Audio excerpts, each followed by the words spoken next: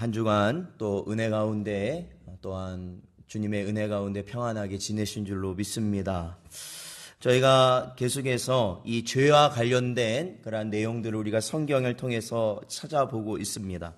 아마도 우리가 주일 지나고 3일간 우리의 삶을 보면 항상 우리의 생각과 말과 행동을 통해서 보여지는 것은 죄밖에 또한 없다라는 것을 우리는 항상 보게 됩니다.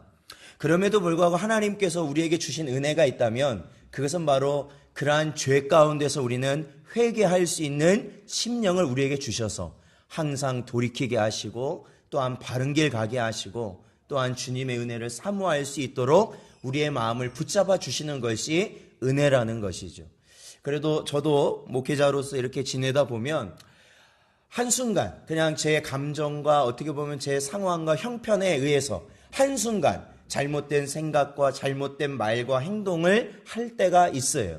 그런데 그 가운데서도 하나님이 은혜를 주시는구나 라는 것을 느끼는 상황은 바로 그러한 생각과 말과 행동을 한 이후에 하나님이 곧장 그것이 잘못된 것을 깨닫게 하시고, 그렇죠, 이 예수님의 표현대로 하면 첫째 아들이 아니라 둘째 아들처럼, 그렇죠, 아버지가 나가서 일을 하라고 하니까 첫째 아들은 예 그러고 바로 대답을 했는데 둘째 아들은 대답을 해요 안 해요? 안 한다고 그래요. 왜 자꾸 나만 일 시키냐고. 근데 나중에 보니까 어떻게 돼요?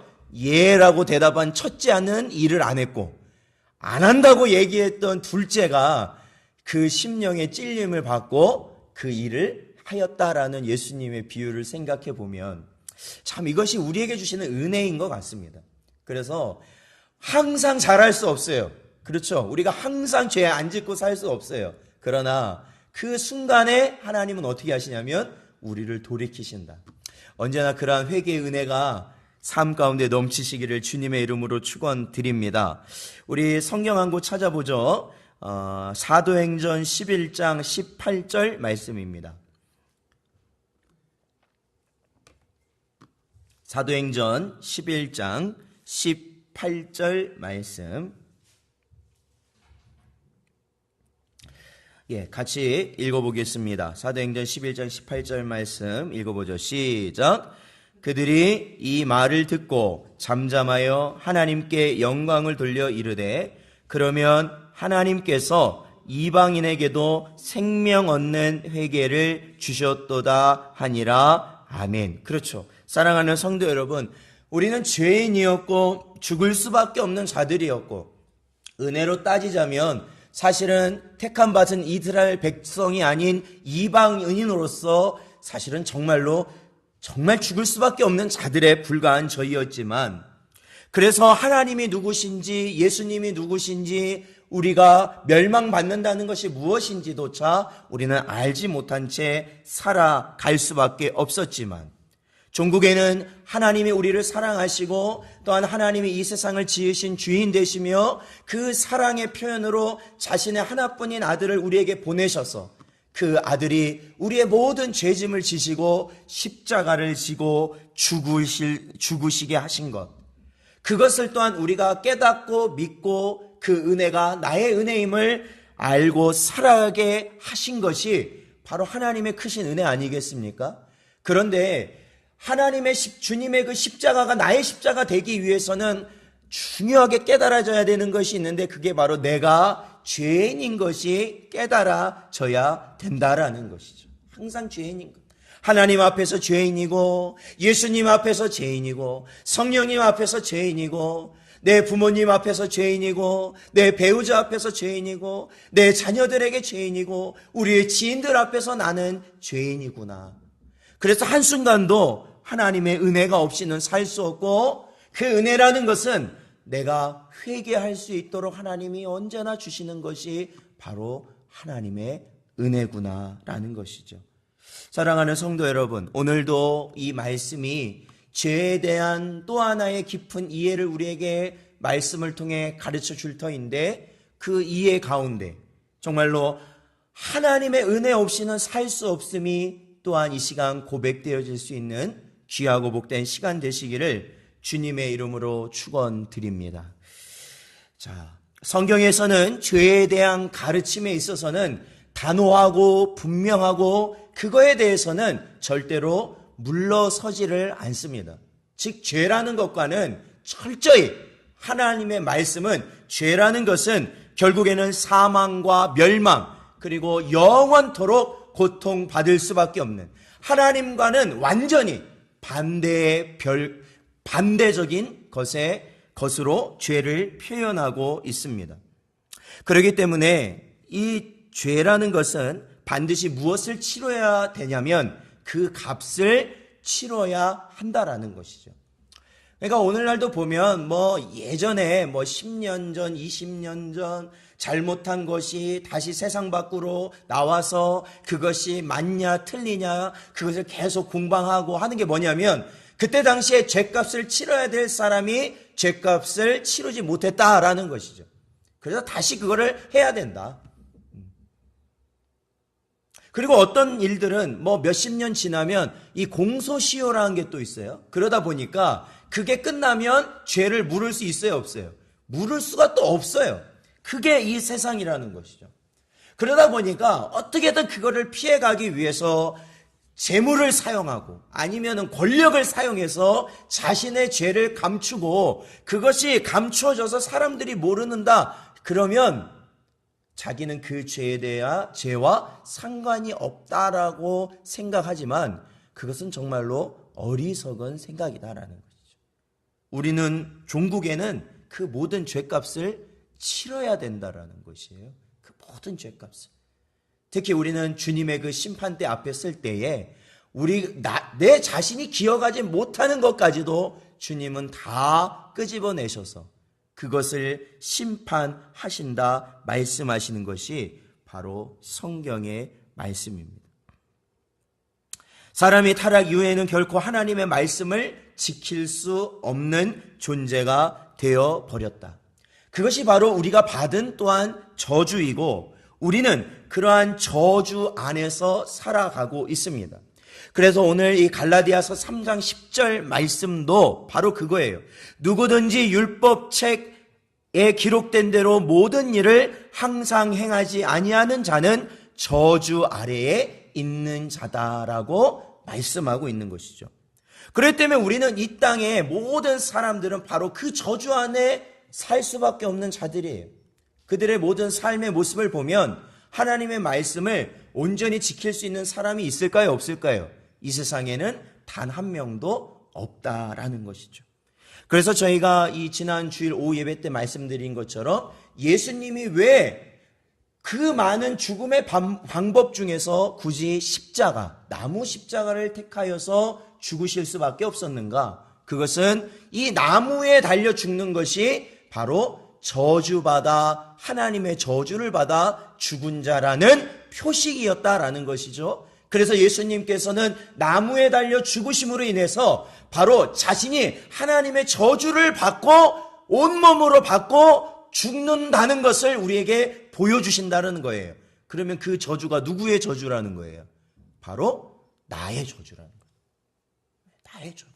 그것을 예수님은 받고 죽으신 것이다라는 거예요. 그게 바로 십자가 사건이라는 것이죠. 이 십자가를 통해서 우리에게 하나님이 보여주시는 표식은 우리의 저주를 예수께서 짊어지셨다라는 것을 보여주신다라는 겁니다. 그래서 예수님이 왜 십자가에 죽으셨어요? 바로 우리의 죄값을 치르신 거 아니겠어요? 우리가 그 저주에 대한 값을 치러야 되는데 그 값을 치르신 거 아니겠습니까? 바로 이러한 죄와 값이라는 것을 성경에서는 또 하나의 단어로 표현합니다. 그게 뭐냐면 보응이라는 말이 성경에 보면 나와요. 보응. 자, 우리 로마서 2장 6절을 한번 보겠습니다.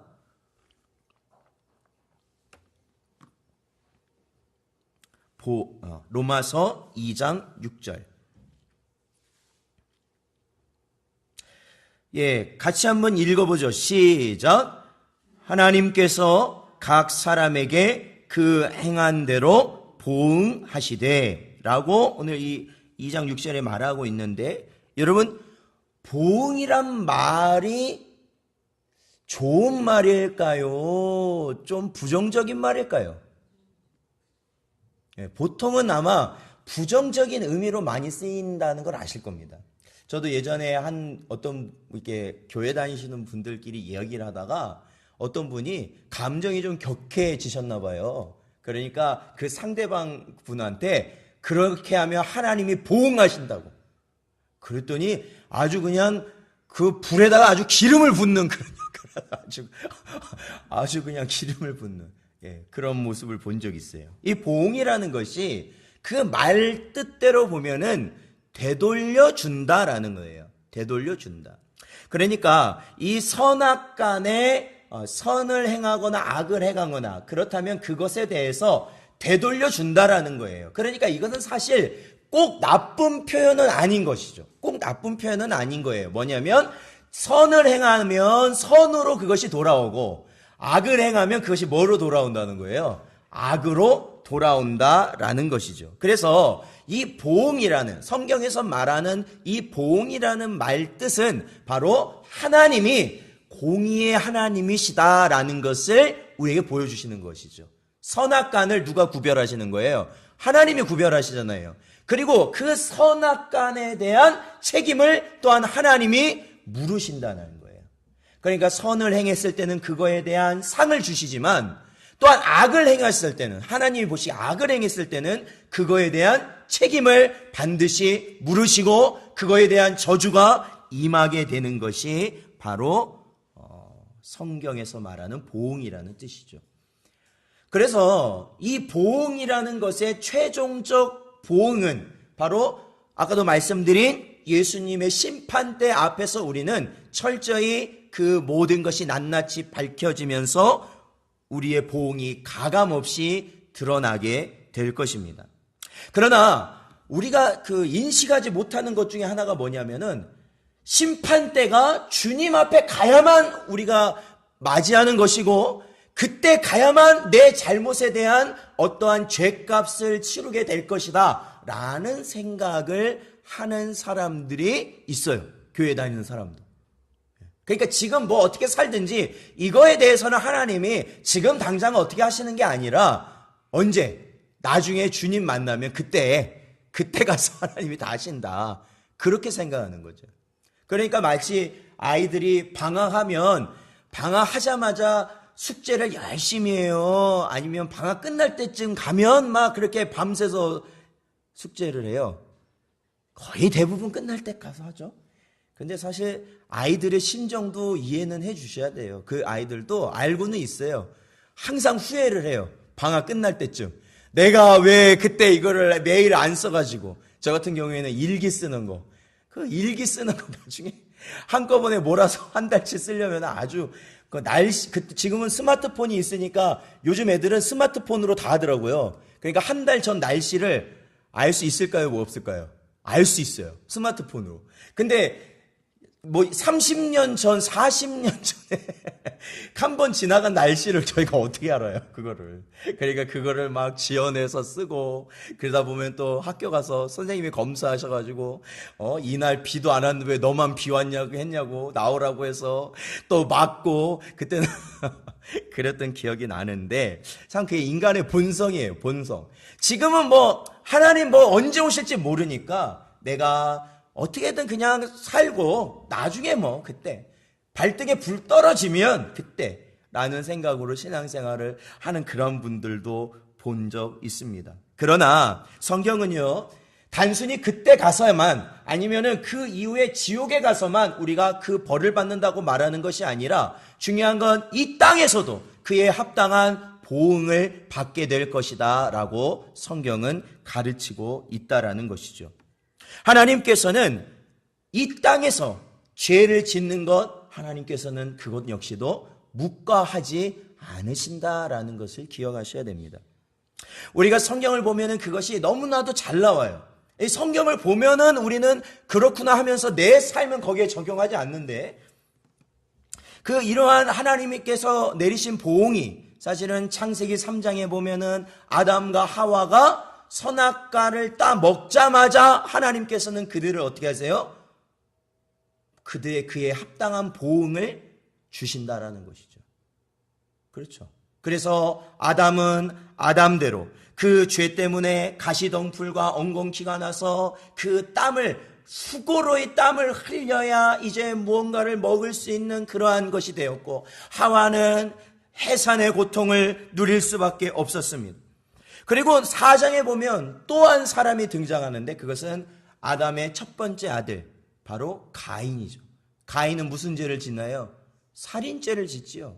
살인죄를 지었을 때, 즉 아벨을 들판으로 끌고 나가서 돌로 쳐 죽이고 그거를 숨기고 아무 일 없다는 듯이 돌아왔을 때, 하나님은 가인을 그대로 두신 것이 아니라 가인을 찾으시면서 뭐라고 하셨냐면, 네 동생이 어디 있느냐라고 물으셨죠.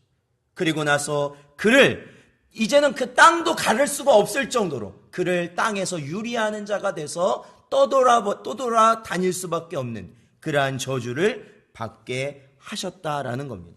그러니까 하나님께서는, 하나님이 세상을 창조하시고 또한 이 세상의 창조 이후에 아담과 하와의 타락이 일어난 이후에 그 모든 사람들의 모습을 보면, 그 사람들이 하나님께 죄를 저지를 때마다 하나님은 그에 합당한 보응을 하셨다라는 것을 또한 우리는 알 수 있게 된 것이죠. 그래서 그 보응은 어떻게 나타나냐면, 보통 우리가 이 땅 위에 우리는 우연적으로 일어난 것 같고 어떠한 자연적 현상인 것 같고 이것은 하나님과 아무런 상관없는 것인 것 같지만, 그 모든, 우리가 보면 알 수 없는 모든 것들을 통해 하나님의 진노와 저주가 내려지고, 그리하였을 때 그 결과가 비참하게 나타나는 그러한 모습들을 우리는 보게 된다라는 것이죠. 오늘날 진짜 풍족하지 않습니까? 물론 이제 나라마다 약간 형편이 다르지만 우리나라만 놓고 보자면, 우리나라는 과거에 비해서 너무나도 풍족하고, 정말로 이게 은혜가 아니고서는 말할 수 없을 정도로 정말로 큰 은혜를 받아 누리고 있습니다. 뭐 오늘날도 힘든 게 많죠. 불편한 게 많죠. 그러나 한 4, 50년 전만 생각해 봐도 지금의 우리의 불편은 그때 말하는 불편과는 비교할 수가 없었죠. 비교할 수가 없었죠. 저도 이제 뭐 이렇게 말씀드리면 나이를 먹어가서 그러나 가끔 그런 생각이 들어요. 집에서 이제 왔다 갔다 하다가 저희 싱크대에서 이제 설거지도 하고 뭐 물도 받고 그거 하잖아요. 그러면 어느 날은 그게 막 신기한 거예요. 어느 날은. 왜요? 예전에는 다 물을 쓰려면 물을 다 떠와야 돼서 멀리 가서 떠와야 돼요. 네. 아니면 저희는 산이니까 산에서 물을 마당으로 대가지고 마당에서 물을 퍼다가 부엌에서 쓰고 뭐에 쓰고 다 그렇게 했거든요. 빨래 생각해 보세요. 빨래를 어떻게 집안에서 그거를 다 할 수 있어요? 세상에. 빨래 한번 하려면 저도 한 초등학교 1학년 때까지 이렇게 이불에다가 이렇게 지도를 그리는 적이 있었던 것 같아요. 왜냐면 학교 갈 때 그랬거든요. 기억이요.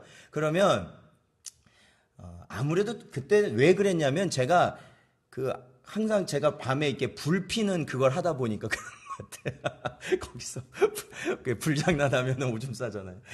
불 피는 걸 많이 하다 보니까 그런 것 같은데, 어쨌든 이게 아침에 일어나 보면 그 이불이 졌잖아요. 예전 이불은 왜 이렇게 무겁고 크고 막, 도대체가. 그러면 어머니가 그거를 저 학교 갈 때 같이 나가요. 이제 거기서 한참 내려와야 내과가 있는데, 그 빨간 옛날에 큰 다라 같은 거 거기에다가 이불을 넣고, 그게 무거우니까 끌고 가요. 거기를 이제 끌고 이제 저랑 내려가서 그 내과에서 그 이불을 이제 빠시고. 근데 또 그게 내려올 때는 괜찮은데 그 물 먹은 걸 가지고 올라갈 때는 진짜 엄청 힘드셨겠죠. 그런 걸 생각하면 오늘 우리가 살아가고 있는 이 모든 게 보면, 예전에 어떤 사람보다도 남부럽지 않은 그러한 은혜를 누리고 있는 것이 바로 오늘 현실인 것 같아요. 그런데 그럼에도 불구하고 참 그 뉴스를 보든지 아니면 이러한 일들을 보면 얼마나 큰 사건과 재난과 정말로 비참한 일들이 얼마나 많이 일어나고 있습니까? 어디에서는 테러가 일어나서 사람들이 수없이 죽고요. 또 어느 지역에는 전쟁이 나서 사람들이 죽고, 또 질병이 퍼져서 사람들이 죽고, 또 아니면은 물난리가 나고 눈사태가 일어나고 또한 가뭄이 일어나고, 그러한 걸로 인해서 사람들이 많이 고통받고 죽어가고 굶어 죽는 그러한 사람들을 보게 됩니다. 이북 지역만 봐도 굶어 죽는 사람이 얼마나 많이 있는지 모를 정도라는 것이죠. 그런데 이러한 것, 즉 이게 결국에는 죄로 인하여 타락한 사람의 탐욕 가운데 이런 것들이 나타나는데, 이것이 결코 우연으로 이루어지는 것이 아니라는 겁니다. 아니라는 거예요. 이것이 왜 이루어지느냐? 그것은 하나님께서 이 땅에 사람들의 탐욕으로 인한 그러한 죄가 성행하고 계속해서 일어날 때 그것에 대한 보응으로 이 땅에 내리시는 것들이 바로 그러한 재난들이라는 거죠. 사실 우리가 계시록에 보면 마지막에 일곱 인이 떼어지고, 또한 일곱 나팔이 부러지고, 또한 일곱 대접이 쏟아지는 그러한 가운데 결국 일곱 대접이 쏟아지고 나면 이 세상, 이 바벨론이 다 무너지게 되는 그러한 일이 나타나는 게 대접까지 다 쏟아지고 난 이유인데, 그거 보면 다 뭐냐면 재난이에요. 재난. 그러한 재난이 왜 일어나느냐? 악한 자들 때문에 일어나게 되는 것이다. 결국에는. 저도 이제 요한계시록을 계속 보면요, 그 재난을 받고요, 그 재난을 받으면 사람이 고통스러울까요? 아니면 즐거울까요? 막 마실 물도 없어지고 막 지진이 일어나고 그러면은 사람이 얼마나 고통스럽겠어요. 그런데 고통스러우면 하나님을 찾을 것 같은데 악한 자들은 오히려 이런다는 거예요. 오히려 더 하나님을 원망하더라.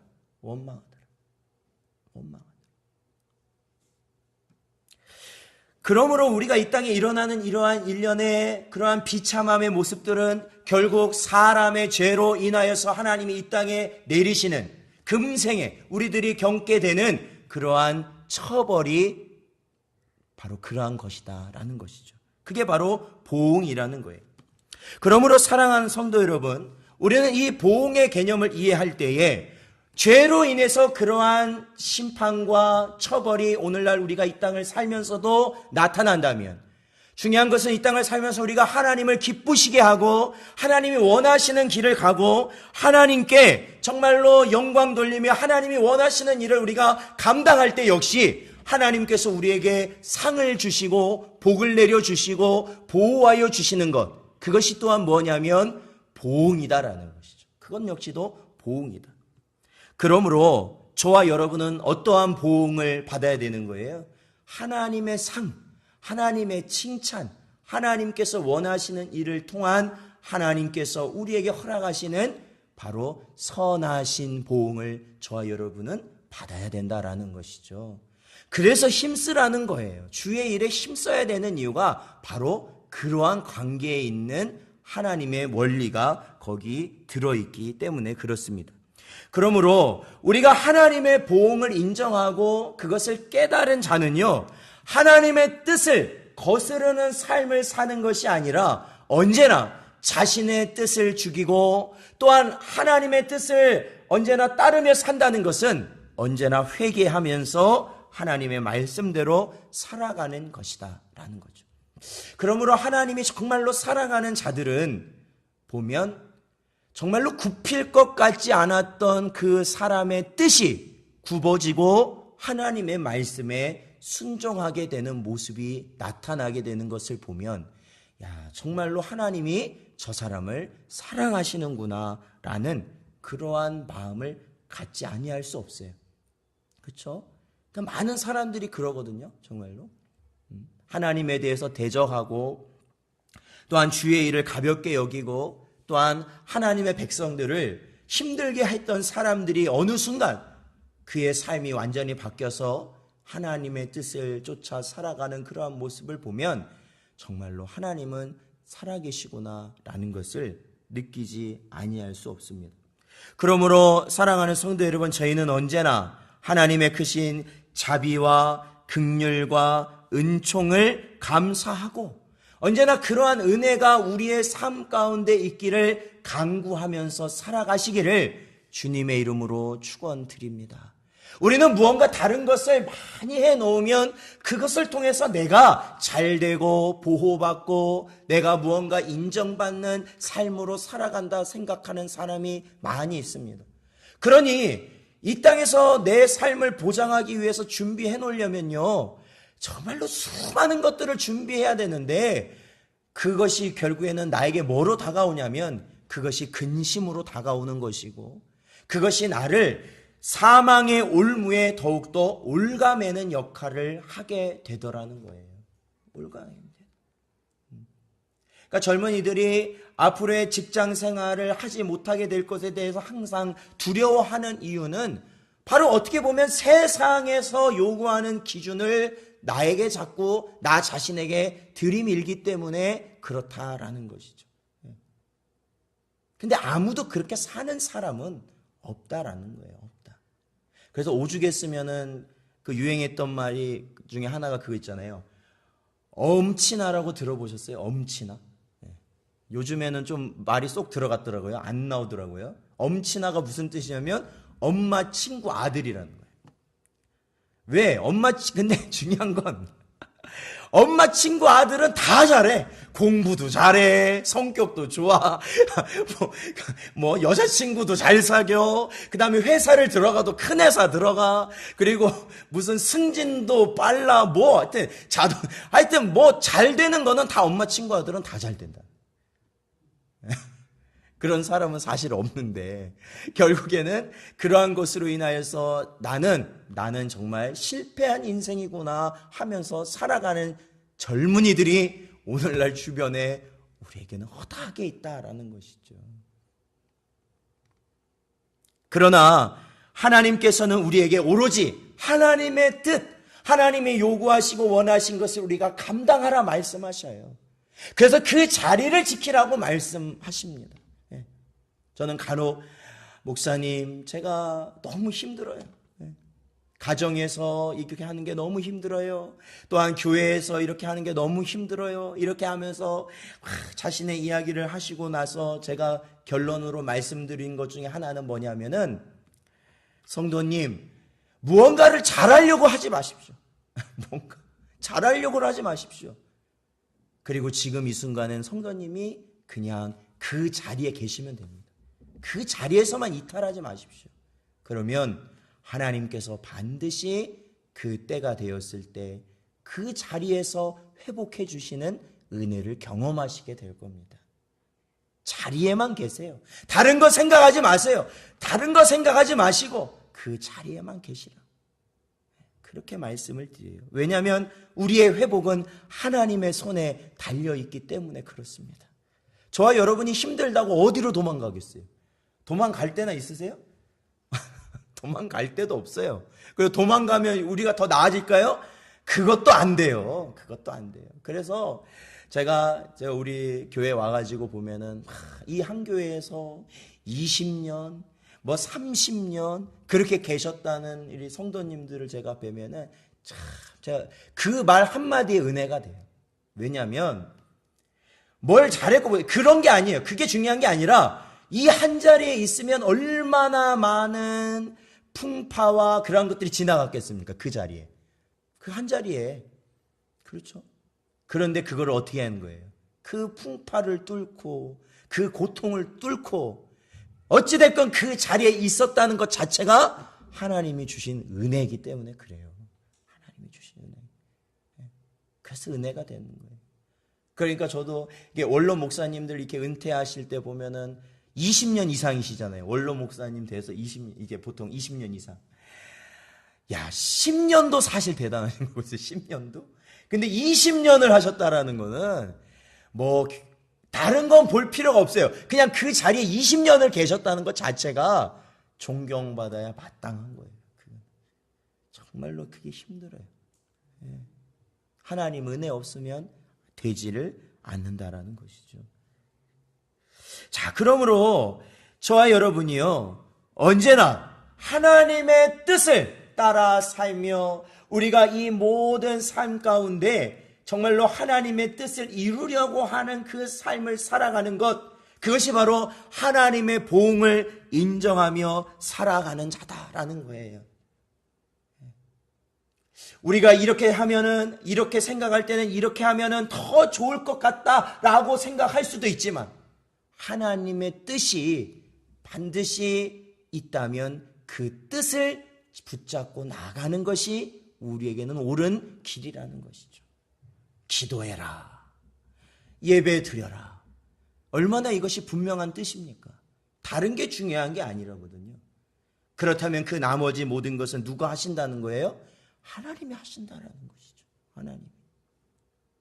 우리는 믿음의 조상이라고 불리는 아브라함을 알고 있습니다.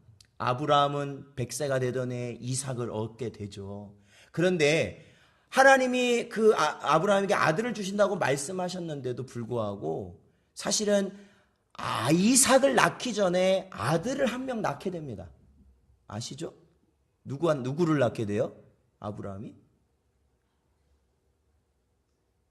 사실은 이게 사라가 또 그 영향을 많이 끼치는데